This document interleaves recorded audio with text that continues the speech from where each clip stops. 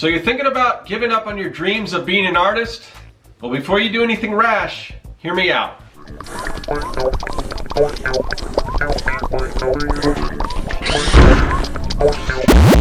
Greetings, people of the internet. I'm Scott with Serkworks Art Labs. Welcome, mad creators, to the underground laboratory where we create robots, aliens, zombies, and other imminent threats to humanity. But it doesn't matter what type of work you create. Sooner or later, as artists, we may reach this point where we're like, is this even worth it? Am I getting anywhere with this whole art thing? Being creative isn't easy, and trying to make a living at it is even harder. If you're a beginner and you're sort of looking at this long road ahead, and it can be frustrating. And even if you've been doing this for a while and maybe things aren't happening or just aren't turning out the way you think they should be at this point in your life, you could also get frustrated. You may think about quitting. And to be honest, that's perfectly normal. Even those of us who have been fortunate enough to make a living out of doing art, what if I took a different career path? Chances are I might have a lot more money. I might have some fancy things. And there are artists who are able to afford those fancy things, but not all of us. I know for me personally,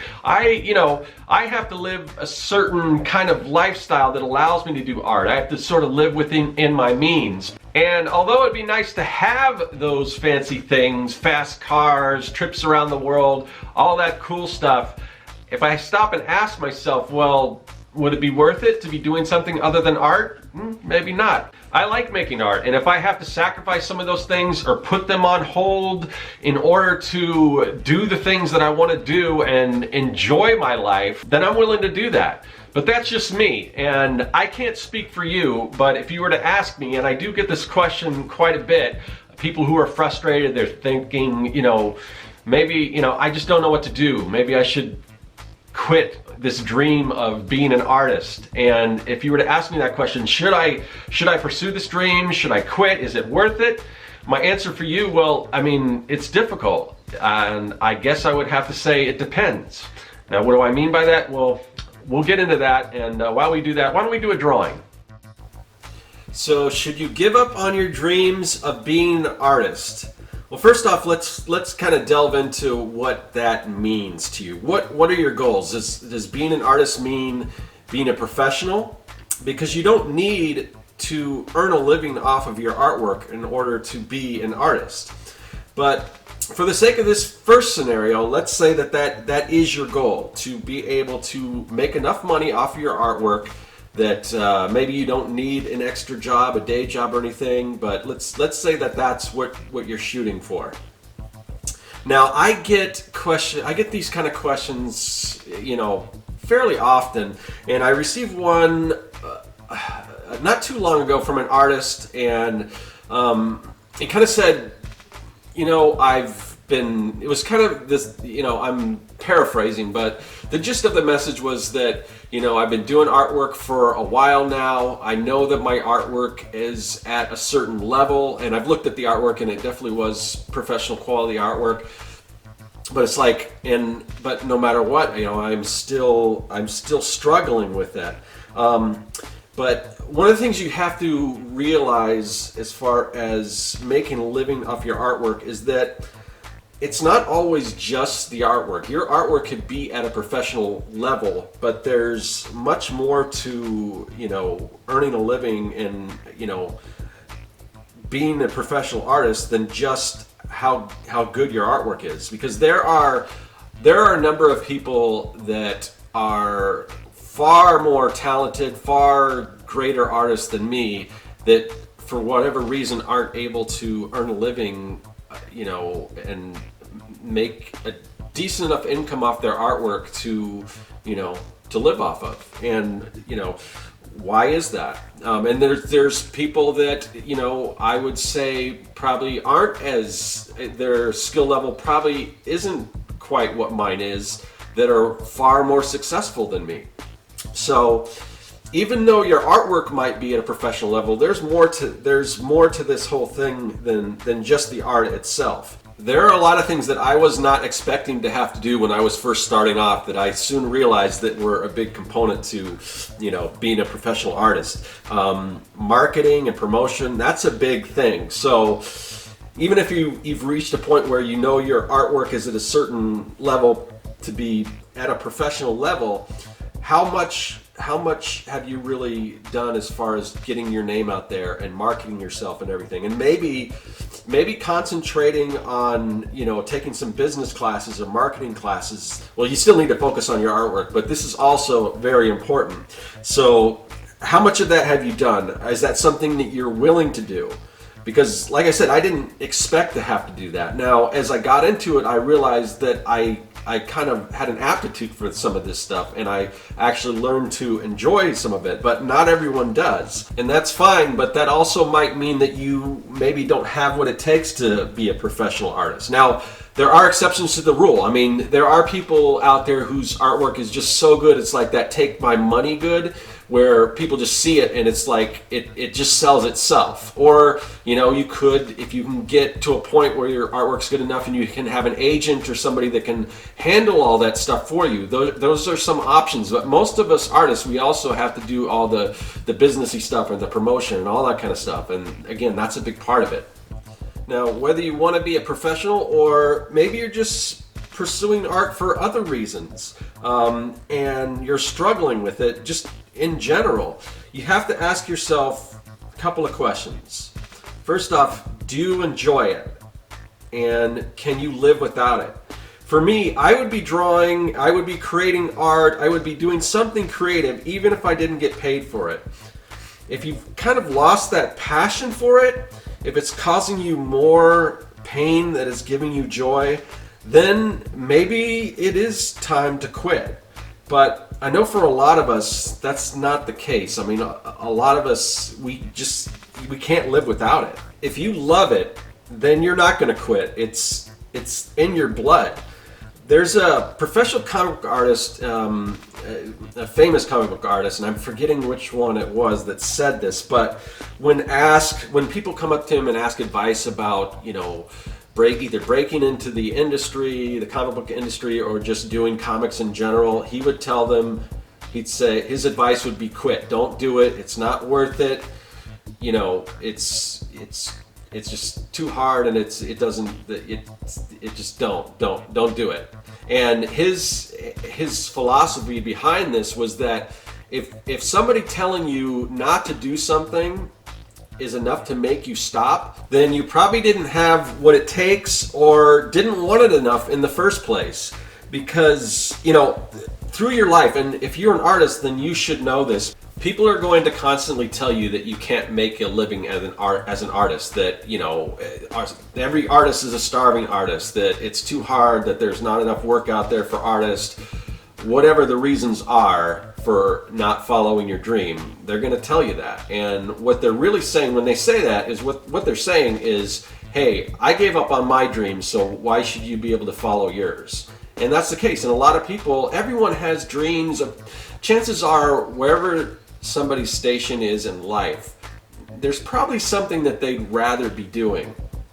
And somewhere along the line, they made a trade-off where, and sometimes it's a necessity. I'm not going to say that it's not. I mean, sometimes, you have, if you got to support a family or whatever the case is, and they may have good intentions. It may be done out of love. They may not want to see you struggle with something like that. But that's kind of the situation we're in, where part of this lifestyle, and it is a lifestyle. If you want to be an artist, it's a lifestyle, is that struggle for the most part. And it's just something you have to go through, and you're gonna have dilemmas like this where you're wondering if it's worth it or whatever. But like I said, I think deep down inside you kind of know the answer to this. People are always going to be dismissive and try to persuade you to give up. And a lot of times it's just they don't understand. They don't understand what it's like you do. Now the question is, are you going to listen to them? Now on the flip side, you're gonna have there's self-help gurus and people out there that are gonna tell you, you can do anything you want, anything's possible, and sometimes you have to be realistic. But every motivational speaker, they kind of have, a lot of them have this sort of like rags to riches story, or the story of how they were down and out, and they kept going, and you can do this too. It happened to me, so it's bound to happen for you. And that's easy for them to say in hindsight because it did happen to them. So when something, and I'm kind of in that scenario, I can't really speak for everyone else. I know kind of what my path was and what I did and what was successful for me, but I can't really say with 100% certainty that it's going to happen for you.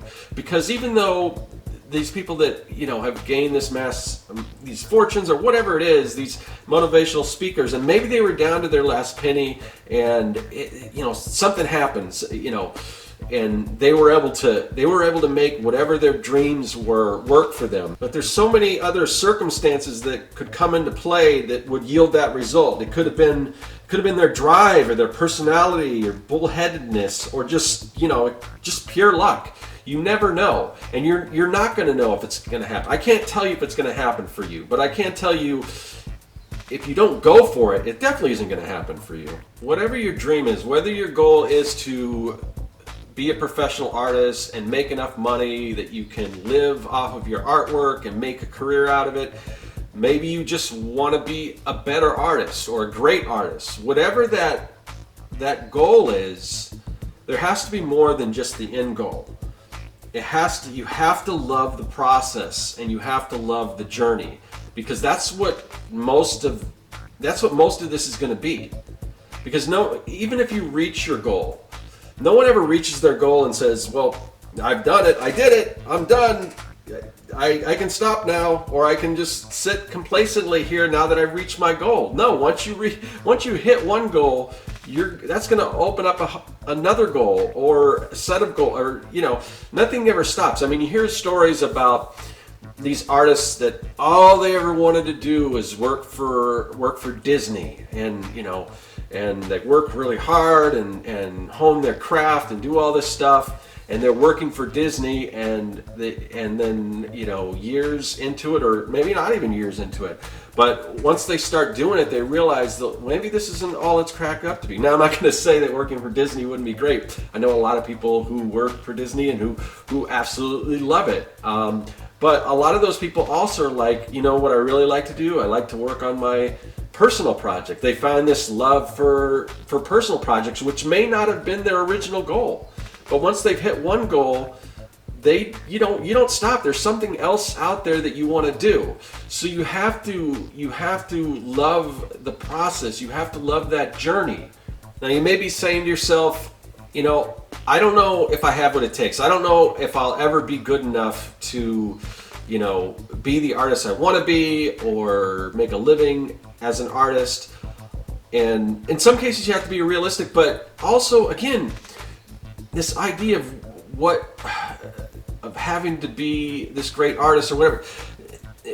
Here's a story. So I was listening to this interview with this comic book artist, and this artist was going on about, you know, he's just talking about his career and the projects that he worked on and just all this stuff. I'm listening, I'm going, wow, this is really cool, and I dig what this guy's saying.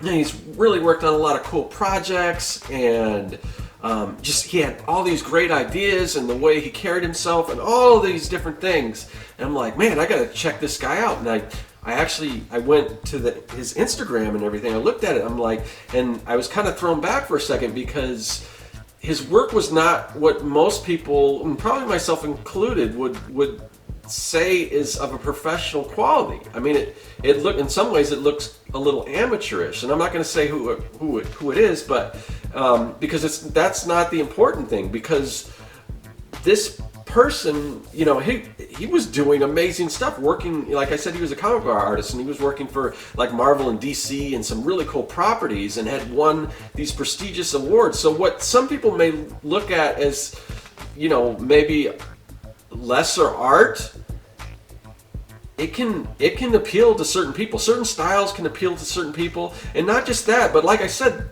just listening to this person, the passion and the ideas behind it and everything, that almost trumped the artwork. So it's not always just the artwork. There's more to it. So don't let that discourage you. Now, you may be saying to yourself, well, I'm too old. I mean, maybe I started later, maybe I've been working at it for so long and it's still not happening for me. And, in my own, I'm older now. I've been doing this for a while, but not too many years ago, I basically redesigned my whole art career. Whereas before I was more doing like freelance stuff, and then I decided to kind of move into doing my own personal stuff. So in a sense, I was starting over at an older age. So you're never too old. I mean, think like Jack Kirby was in his 40s when he first created Fantastic Four. And like I said, he was doing stuff before that, but that was his biggest success came at he was, like I said, he was over 40. Now, and another great example is Colonel Sanders, the guy behind Kentucky Fried Chicken, or KFC as we know it now. I mean, he was he's struggling with selling his recipe and everything.